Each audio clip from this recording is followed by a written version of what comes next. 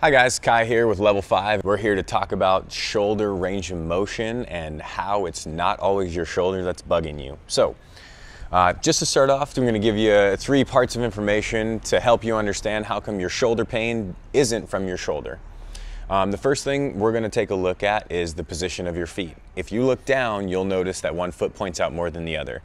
If that is correlated to the shoulder pain side, it's probably based on the position of your pelvis and how your hip's working underneath it, and the fact that there's nothing holding that shoulder up. So, a standard couch stretch or a standing quad stretch is something that we're going to utilize to help you get out of shoulder pain.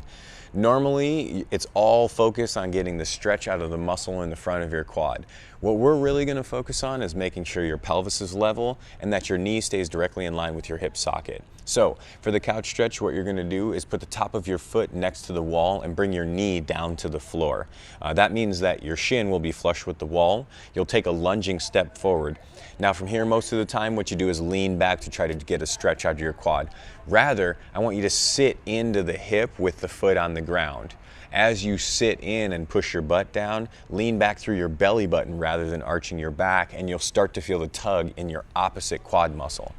Okay, now as it starts to pull, you'll feel how your rib cage and your back starts to move, and it will start to loosen up your shoulder. What most people don't remember is the lat muscle, that wing muscle that comes from the inside of your arm, right under here, and across your back, down onto your lumbodorsal fascia or onto your pelvis, is it helps the shoulder mechanism work with the pelvis. So we want to make sure that that articulation is working well on top of the pelvis itself to allow for shoulder mechanism. Okay. Another key thing we're going to work on here is recognizing that the collarbone right here is where the shoulder connects to the body.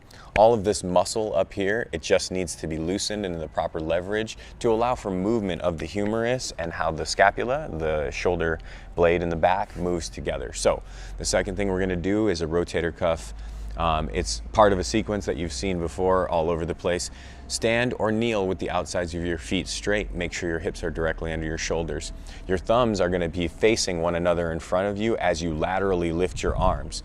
Make sure that your shoulders don't elevate as you lift your humerus or your arm bone. It doesn't matter the range of motion. You'll notice it increase as you go through it.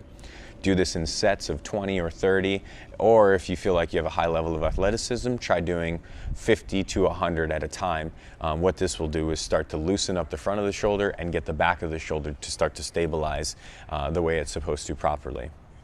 The third thing that we're going to want to do is load up both hips and pelvis at the exact same time. So you'll notice this as a standard wall sit. The difference is it's going to feel slightly pigeon-toed, and I want to make sure that your heels and your arches press into the ground. So you're going to stand with your back against the wall, make sure your pelvis is against the wall, allow your upper back to round. Again, keeping your heels and the insides of your feet flat, this will push your pelvis against the wall. You should feel your quad muscles working a lot. Now, to get a little bit more technical, you'll notice that that should change the position of your pelvis just based on where those muscles attach. And as the pelvis changes position, the back will start to loosen up, allowing more range of motion out of the shoulders.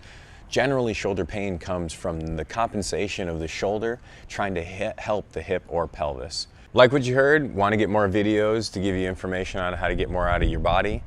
Click that button below and subscribe to my channel, and let's check out how you can get more. Want to get that VIP information and get ahead of the competition? Make sure you subscribe your email here so you can get that special video on the top 10 things to getting more out of your body every single day. Questions, comments, concerns? Go ahead and put something down below. We check this regularly and we want to be involved with helping you get more.